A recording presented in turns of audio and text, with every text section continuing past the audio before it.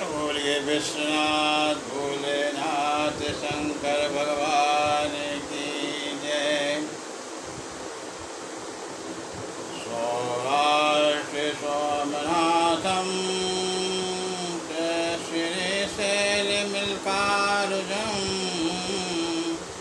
उज्जनाय महाकालोंकारं ममेवलेत्रम्।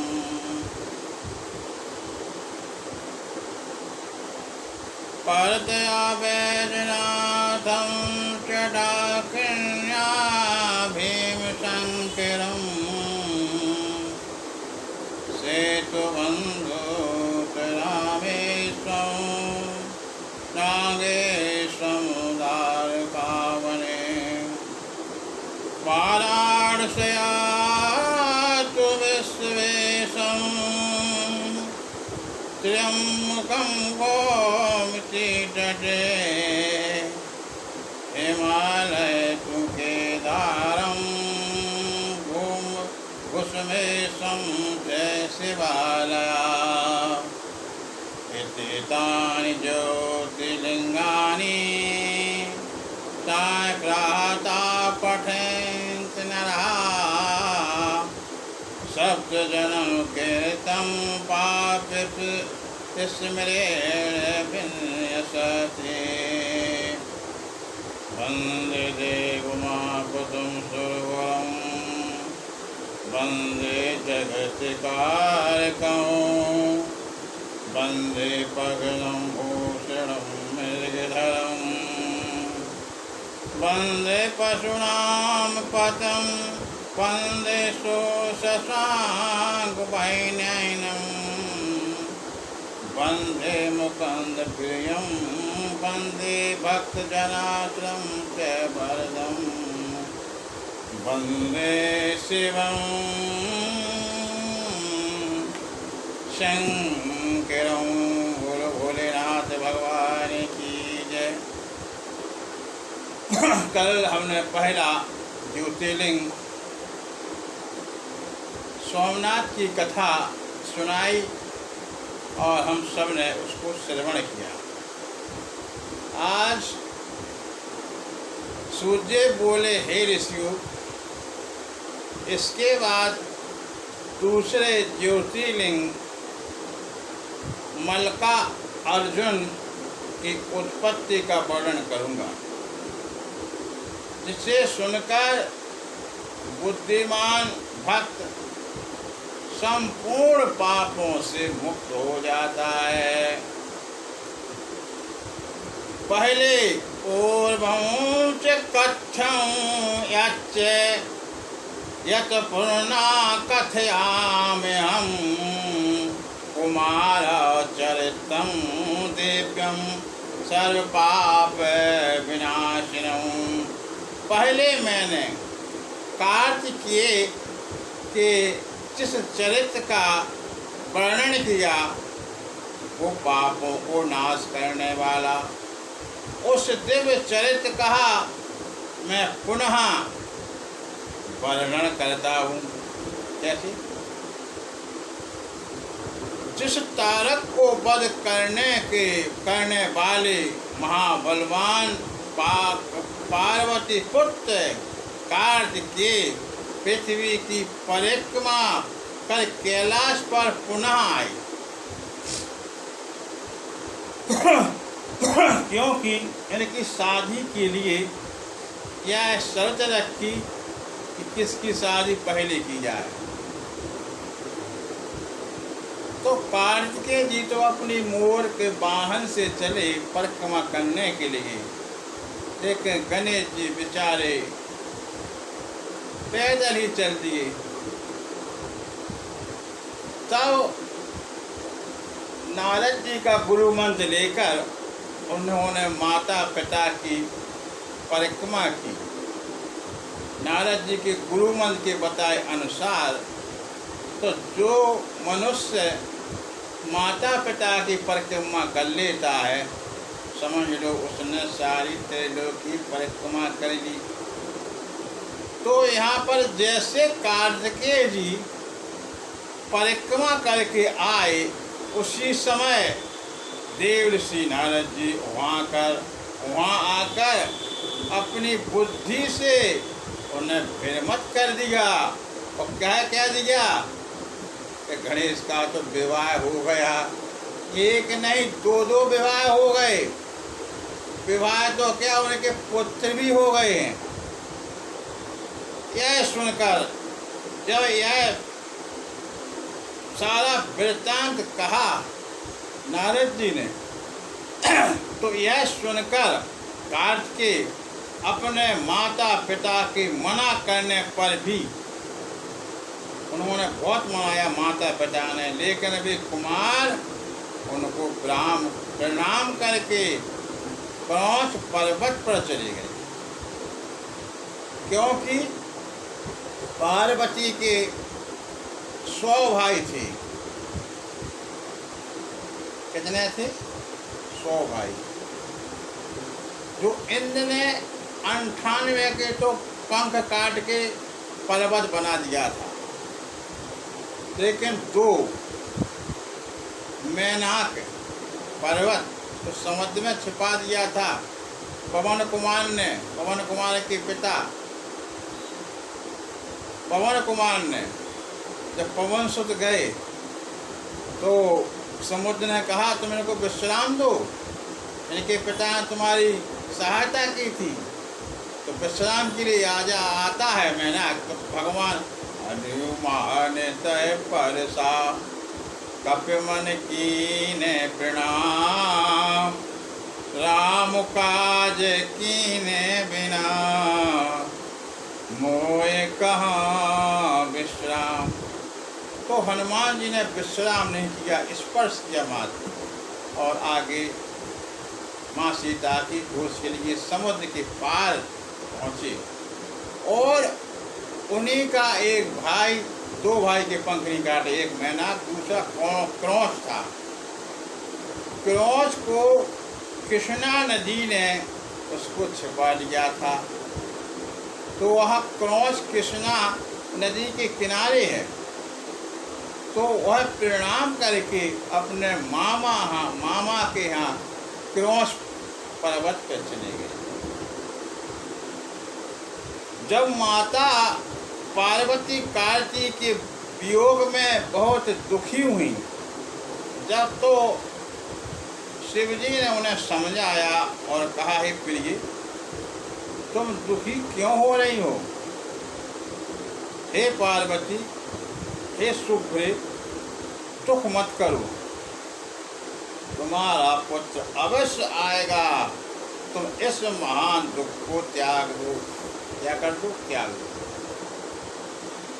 शंकर जी के बार बार समझाने पर जब पार्वती को संतोष नहीं हुआ तो उन्होंने देवता ऋषियों को कुमार के पास पहुंचाया।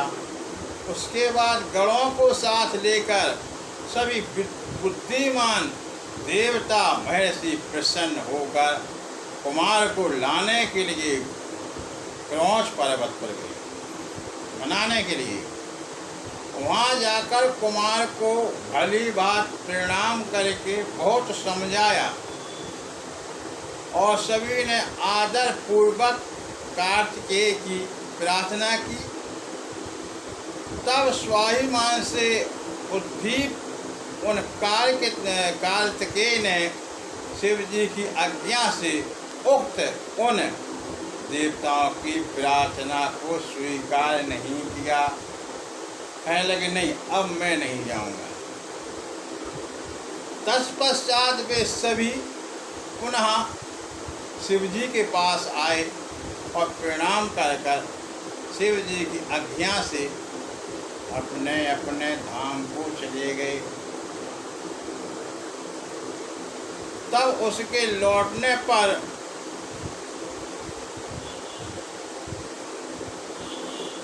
ब्रह्मा जी देवता के लौटने पर, और जब वह लौटाने गए और वे लौटने पर नहीं आए कार्तिकेय जी, तो शिव जी एवं पार्वती को पुत्र वियोग में जन्म महान दुख प्राप्त हुआ। बहुत ज़्यादा दुख प्राप्त हुआ। इसके बाद वे दोनों लोक का चार प्रदर्शन करते हुए अत्यंत दीन दुखी हो और परम स्नेहवश वहाँ गए जहाँ उनका पुत्र कार्तिकेय रहता था। कहाँ रहता था? क्रौंच पर्वत पर। तब वे कार्तिकेय माता पिता का जैसा उन्होंने सुना कि वह स्नेह रहित हो, जब उन्होंने सुना कि हमारे माता पिता आ रहे हैं, तब वह स्नेह रहित होकर उस पर्वत से 3 योजन दूर जा पहुँचे। कितने दूर? 3 योजन। अपने पुत्र के दूर चले जाने पर दोनों ज्योति रूप धारण कर दोनों ने ज्योति रूप धारण किया और वहीं क्रौंच पर्वत पर विराजमान हो गए। उसी क्रौंच पर्वत पर ज्योति रूप में विराजमान हो गए। पुत्र स्नेह से व्याकुल हुए और वे शिव तथा पार्वती अपने पुत्र कार्तिकेय को देखने के लिए प्रत्येक पर्व पर वहाँ जाते हैं। प्रत्येक पर्व पर कार्तिकेय को देखने के लिए हर त्योहार पर वहाँ जाते हैं। अमावस्या के दिन साक्षात शिव वहाँ जाते हैं उस ज्योति रूप में, और पूर्णमासी के दिन पार्वती जी वहाँ जाती है। वहाँ निश्चित रूप से जाती हैं।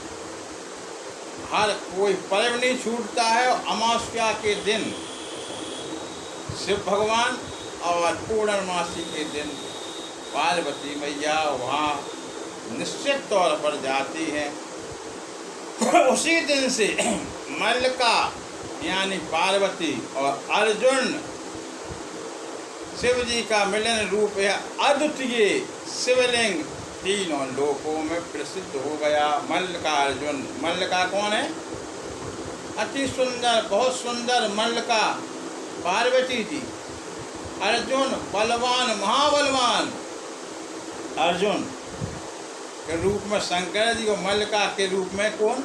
पार्वती। तो क्या हो गया? मल्लिका अर्जुन शिवलिंग के नाम से तीनों लोकों में प्रसिद्ध हो गया।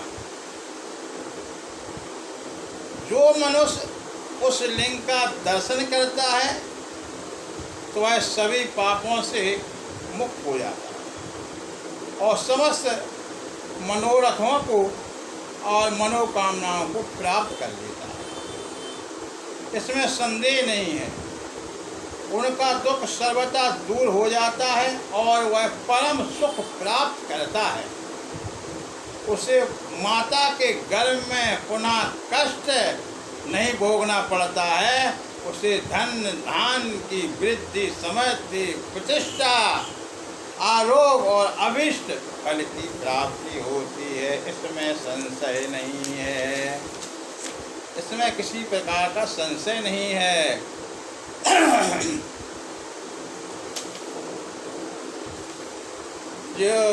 ज्योतिर्लिंगम द्वितीयं च पिरोक्तम मिलाक सजतम और दर्शनार्थम सवे सुखम कथितम लोके तुवे। यह मल्लिका अर्जुन नाम वाला दूसरा शिवलिंग कहा गया है, जो दर्शन मात्र से सभी सुख प्रदान करता है।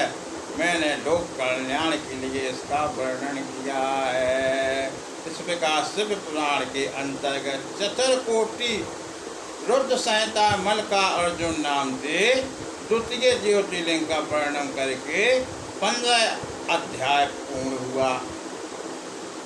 अब 16वां अध्याय में महाकालेश्वर ज्योतिर्लिंग का प्रकट का वर्णन सुनिए। सोतम सर्व विजानामि वस्तु व्याज प्रसादता ज्योतिष राम का कथा तो तृप्ति न प्रजायते। ऋषि बोले, हे सूत जी, आप व्यास जी की कृपा से आप सब जानते हैं, इन ज्योतिर्लिंगों की कथा सुनकर हमारे मन में अभी तृप्ति नहीं हुई है। अतः हे प्रभु, हम लोगों पर विशेष रूप से अतुलनीय कृपा करके अब तीसरे ज्योतिर्लिंग का वर्णन कीजिए। तीसरे ज्योतिर्लिंग का सूत जी बोले, धनन्याकेत कर्तव्यम श्रीमाता भक्त्या यदि गतस्तम संगम विप्रा तो साधु संगति। सूर्य बोले, हे ब्राह्मणों, अब श्रीमानों की संगति प्राप्त करके मैं धन और कृतकृत्य हो गया, क्योंकि सज्जनों की संगति बड़ी धन्य होती है। क्या होती है?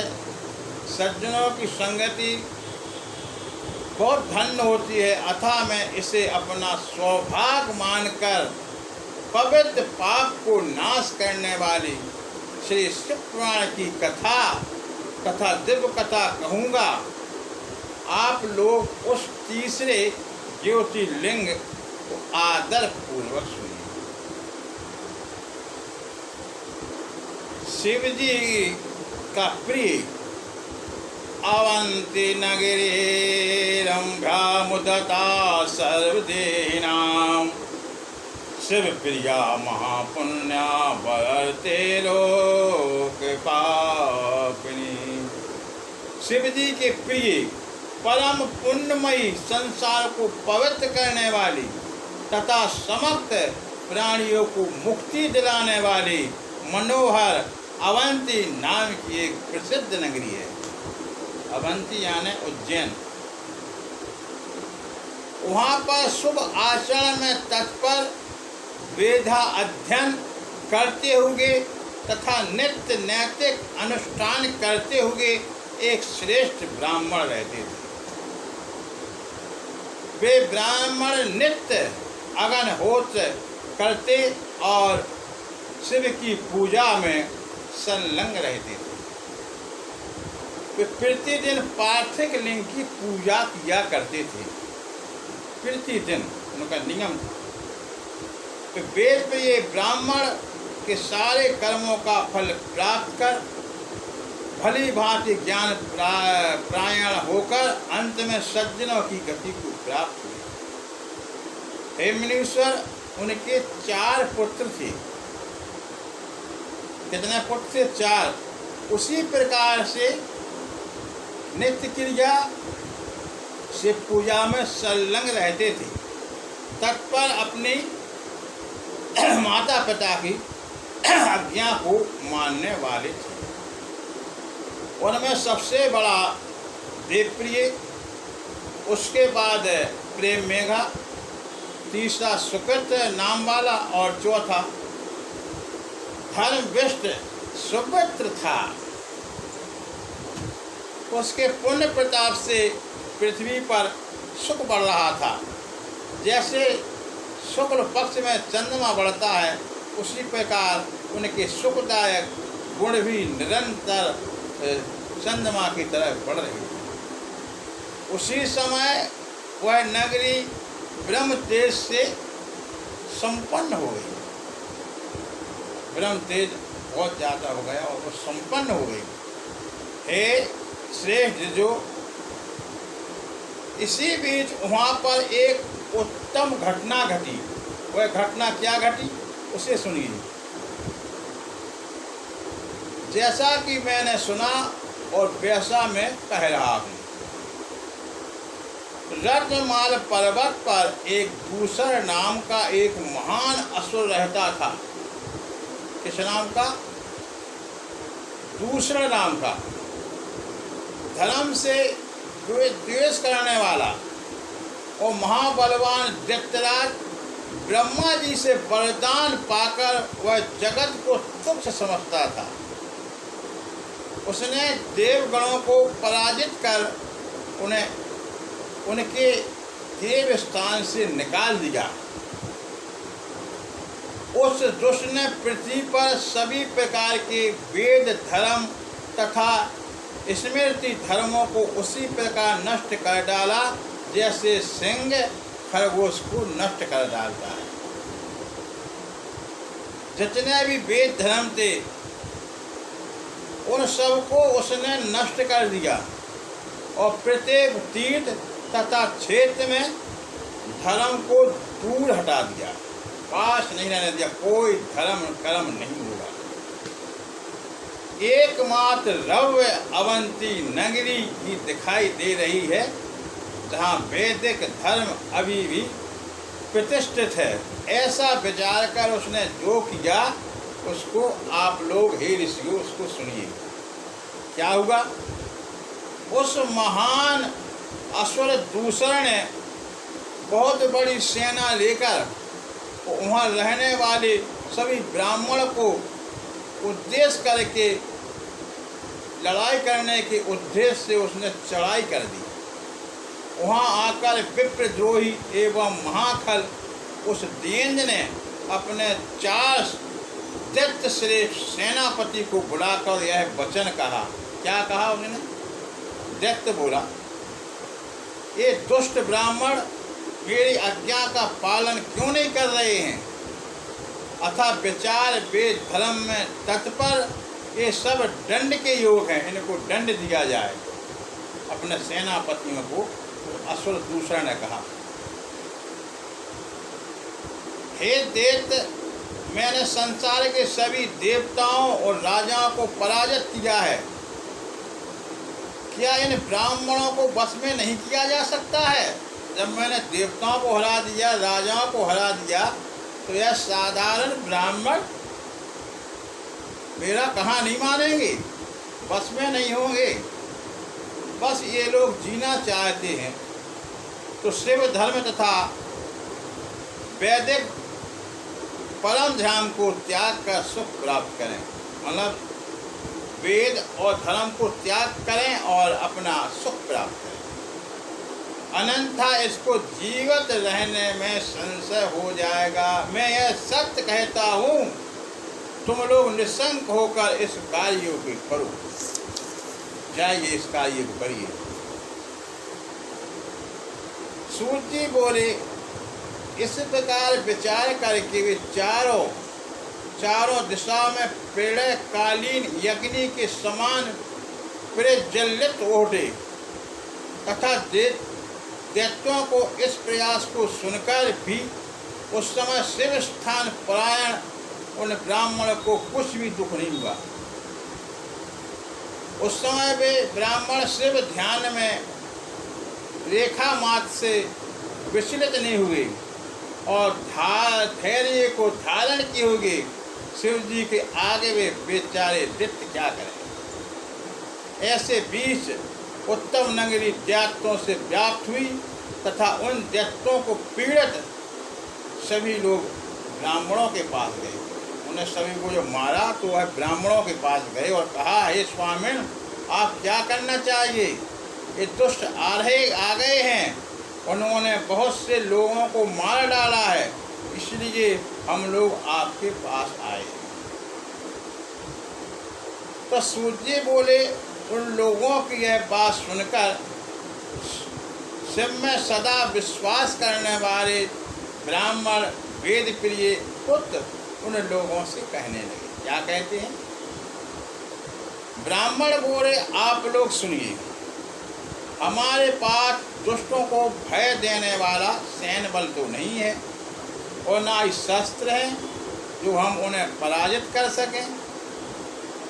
सामान्य व्यक्ति का आश्रय लेने पर भी मनुष्य का अपमान नहीं होता।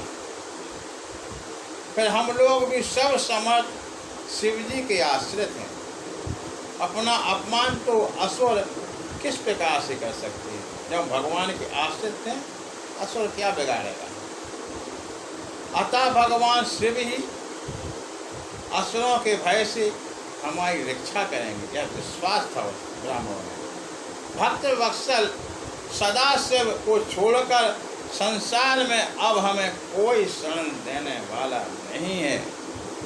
इस प्रकार वे ब्राह्मण धैर्य को धारण करके भली भांति पार्थिव पूजन कर शिव जी के ध्यान में तत्पर थे। उसी समय बलवान दूषण दैत्य ने ब्राह्मण को देखा और यह वचन कहा, इनको मारो, इनका वध कर दो। किंतु शिव के ध्यान में परायण उन ब्राह्मणों के पुत्रों ने दैत्य के कहे हुए वचन पर ध्यान नहीं दिया, न सुना। उसके बाद ज्यों ही दुष्ट आत्मा ने उन ब्राह्मण को मारना चाहा, तभी उस पार्थिव के स्थान में शब्द करता हुआ एक गड्ढा हो गया। उस गड्ढे में विकट रूपधारी महाकाल नाम से विख्यात दुष्टों का संहार करने वाले एवं सज्जनों को गति देने वाले शिव जी प्रकट हो गए। बोलो महाकाल महादेव की जय। अरे दुष्ट है, मैं महाकाल हूँ। क्या कहते हैं? हे दुष्ट है, मैं महाकाल हूँ और तुम्हारे जैसे दुष्टों के लिए महाकाल के रूप में प्रकट हुआ हूँ। तो इन ब्राह्मणों के समीप से दूर भाग जाओ। ऐसा कहकर महाकाल शंकर ने हुंकार मास से सैन सहित उस दूषण को शीघ्र भस्म कर डाला, भस्म ही कर दिया सीधा। उन्होंने कुछ सैनिकों को मार डाला और कुछ सेना भाग गई, परंतु परमात्मा शिव ने वहीं पर दूषण का वध कर दिया। जिस प्रकार सूर्य को देखकर अंधकार पूर्ण रूप से नष्ट हो जाता है, उसी प्रकार शिव ने उनकी सेना का विनष्ट कर दिया, सब नष्ट कर डाली सेना। उसी समय देवताओं को धुंधी बजाने वाली और फूलों की वर्षा होने लगी। ब्रह्मा विष्णु आदि सभी देवता वहाँ पर उपस्थित हो गए। ब्राह्मणों के साथ ब्राह्मणों ने हाथ जोड़कर लोक कल्याण करने वाले भगवान शिव को भक्ति पूर्वक प्रणाम करके अनेक प्रकार के स्तोत्रों से उनकी स्तुति की। तब महाकाल रूपधारी स्वयं महेश्वर ने प्रसन्न होकर उन ब्राह्मणों को आश्वस्त करके उनसे कहा, वर मांगिए। यह सुनकर वे सभी ब्राह्मण हाथ जोड़कर अपना सिर झुकाकर भक्ति पूर्वक शिव जी को प्रणाम करके बोले। क्या कहते हैं? ब्राह्मण बोले, हे महाकाल, हे महादेव, दुष्टों को दंड देने वाले, हे प्रभु, हे शंभु, हे शिव, आप हमें संसार सागर से मुक्त कर दीजिए। हे शिव, आप संसार की रक्षा करने के लिए और यहीं पर आप निवास कीजिए यहीं पर, और अपने दर्शन करने वाले मनुष्यों को आप सदा उद्धार कीजिए, उनकी मनोकामना पूर्ण कीजिए।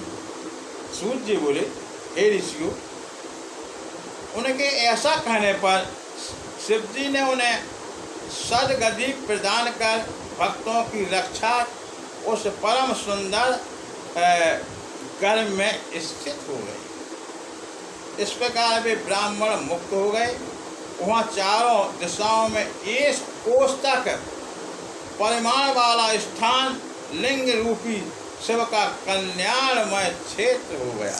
क्या हो गया? क्षेत्र हो गया। महाकालेश्वर नाम शिवाख्यातम भूतले तम दृष्ट्वा न भवेत् स्वप्न के दिन से दुखमपि दुजहा। तभी से महाकालेश्वर नाम का शिव पृथ्वी पर प्रसिद्ध हुए। हे ब्राह्मणों, उनका दर्शन करने से स्वप्न में भी कोई दुखी नहीं होता। जो मनुष्य जिस जिस कामनाओं को, मनोकामनाओं की अपेक्षा करता है और उस लिंग की उपासना करता है, वह सब मनोरथ को प्राप्त करता है और परलोक में मोक्ष को प्राप्त करता है। हे सुपुत्रो, यत् सर्वसमाख्यातं महाकालस्य सुहृता समुद्भवश्च महात्म्यं किन्वंशितोऽपि मिंसः। महाकाल की उत्पत्ति, हे सुपुत्रो, महाकाल की उत्पत्ति तथा उनका महत्व मैंने कह दिया।